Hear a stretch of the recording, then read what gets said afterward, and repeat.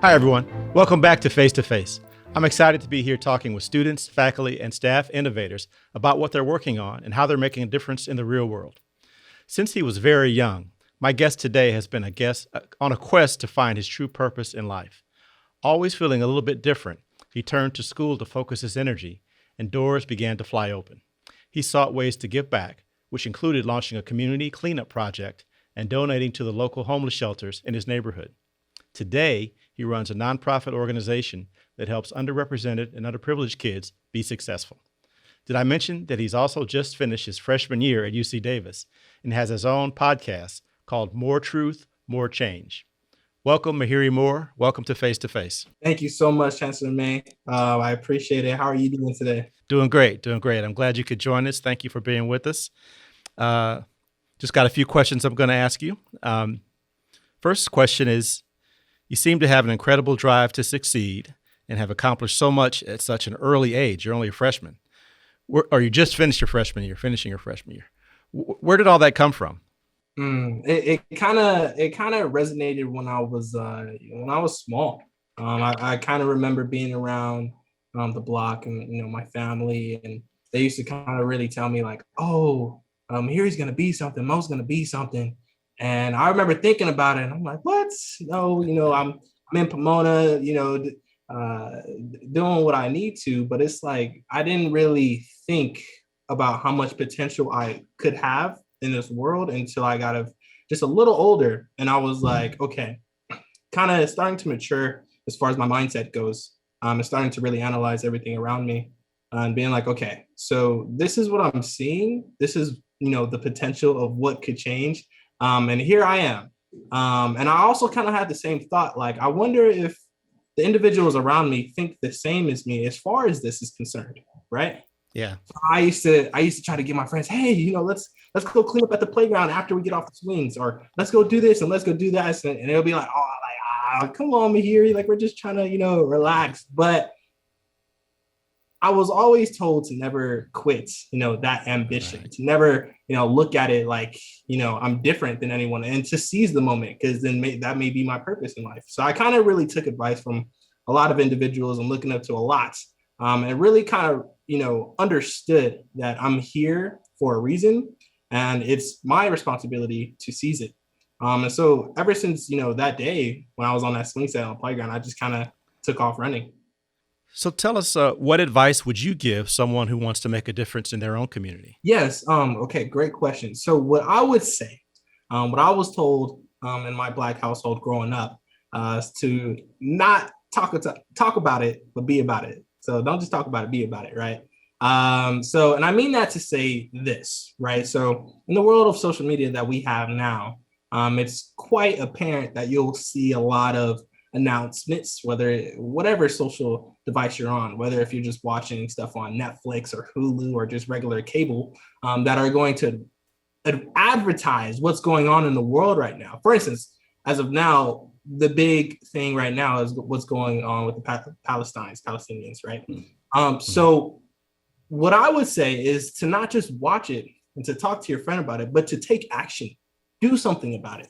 Really get up. Yeah. And if you have a thought about a community cleanup project or starting something beneficial that will help the community, don't just let it wander in your head or even just wander conversing with the next individual. Actually do something. So that would be my advice, to get up and do it. Don't just talk the talk, walk the walk, right? Yeah, that's great. What community service project was the most impactful to you personally? What was the most fun? What had the most significance? Okay, while I was studying up there in Davis, my colleague, who's actually the CEO of my nonprofit, hit me up and she was like, hey, I've been talking to a couple of high schools out here in the SoCal region. I got at least 4, and I've established our nonprofit to hold book drives over here. So they're gonna hold these book drives, and from there, I want you to come down and we can try to analyze and see what we're gonna do. So I was like, okay, sounds good. I think it's like a winter quarter, and so she held them, and then I flew down, and I was expecting to see like 200 books, right? Just one would have been enough. But she ended up collecting over 1,516 books. Wow. And we looked at it, counted everything up, and it had a monetary value of over $25,000. So from that, we were like, okay, let's converse and talk about what we're going to do with it. And then at the end of the day, we decided to give it to a family needs center in Victorville, California. So we donated all of our funds, all of the books to a nonprofit just like ours. So that for sure, hands down, was my biggest like accomplishment, or like, wow, we really did that. Sounds like you really made a difference there. I'm sure they appreciated it too. I understand you've also spent some time abroad. Tell me about that. So actually, when I was 12, I got a letter in the mail from People to People. And I remember my mom opening the mail. It was about to throw it away. And she was like, oh, no, it's just spam, you know. I was like, wait, give me, that's my letter. That's, you know. So then I got selected to be an ambassador for America for the People to People organization. And they actually sent me out to Europe, Paris, England, out there. So I was in London for a week and Paris for a week, actually annotating and writing notes on the differences between America and in more European countries. So I was out there doing that. Did my fair share of traveling as far as in the States. Did a speech in Washington, D.C. And so, yeah, just kind of been around and just gathering as much experience as I can. You know, it's never enough. Yeah, I think it was Mark Twain that said travel is the best education. So sounds like you got a lot out of it. So you've finished your first year almost at UC Davis.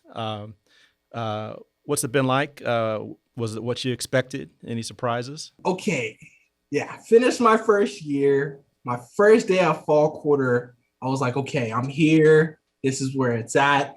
But I think, at least from my perspective, I was already prepared a little bit just for the simple fact that I was in the STEP program. So they kind of already helped me out as far as transitioning to the rigor of the university. But I loved it. I don't know. I hear people that, you know, are sophomores, juniors, and seniors that like, oh, it's not the same, you know, but I'm like, wow, this is crazy. As far as people are concerned, being on campus.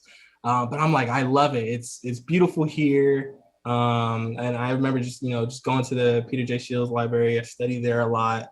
Silo, you know, to get my my food over there from the Terracero, even Segundo. So I love it. My whole experience this year was amazing. I didn't have any wake up call as far as grades is concerned. I kind of adapted early as far as the Carnegie rule. So there wasn't really any difficulty as far as classes is concerned. It was just trying to push ahead, be responsible, and get what needs to be done. Well, it sounds like you're off to a great start. So keep it up.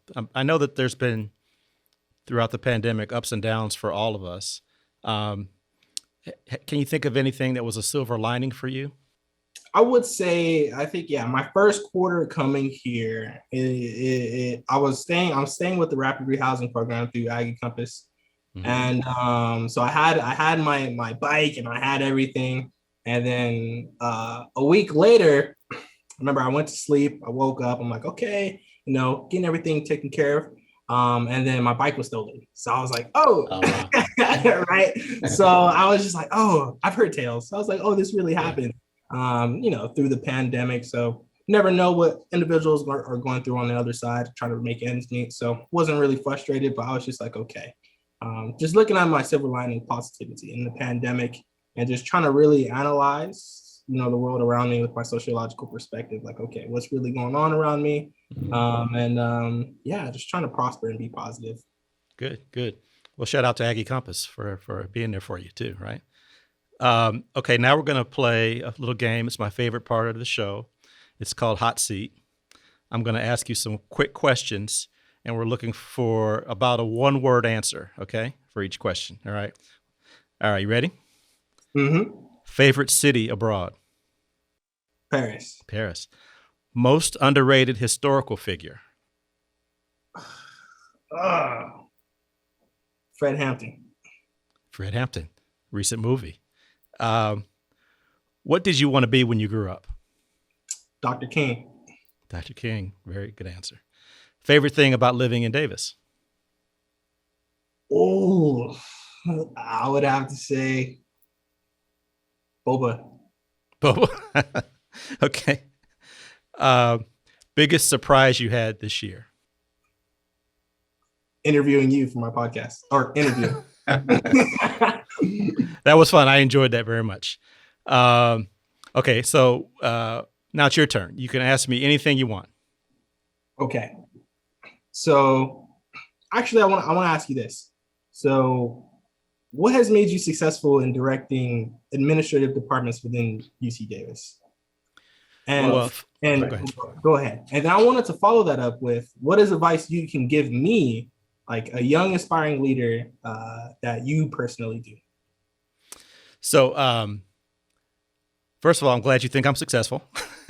But what has given me the most success has really been the team of people, of professionals that I work with.